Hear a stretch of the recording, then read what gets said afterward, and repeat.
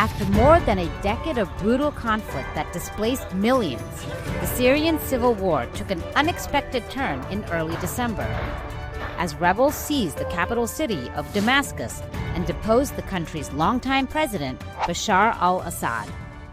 The sudden fall of the government and the uncertain relationship between remaining factions will have major implications beyond Syria's own borders.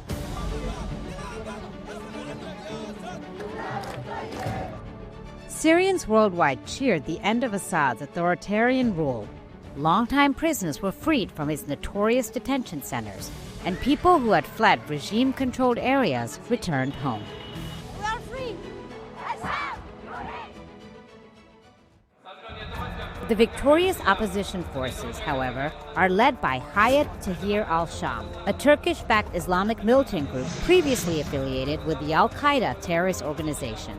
The group claims that it has since moderated and will respect civilian rights, but concern remains over the treatment of minority populations such as Alawites, Christians, Druze, and Kurds.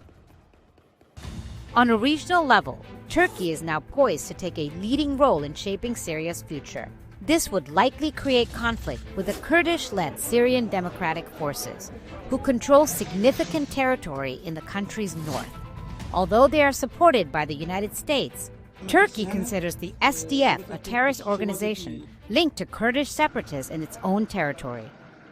Iran and Russia, on the other hand, have suffered a major setback with the loss of Assad, their closest regional ally, and it's uncertain whether Russia can retain control of its military bases in the country. Meanwhile, Israel has moved to occupy Syrian territory near the border, citing the need for a security buffer. Israel has also struck targets throughout Syria to destroy arms and munitions before they can be seized by rebel groups.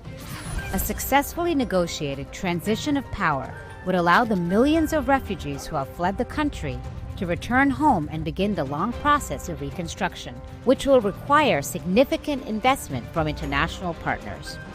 If competing factions cannot agree on a unified government to replace Assad, there is a risk that the civil war may continue, bringing further violence and displacement.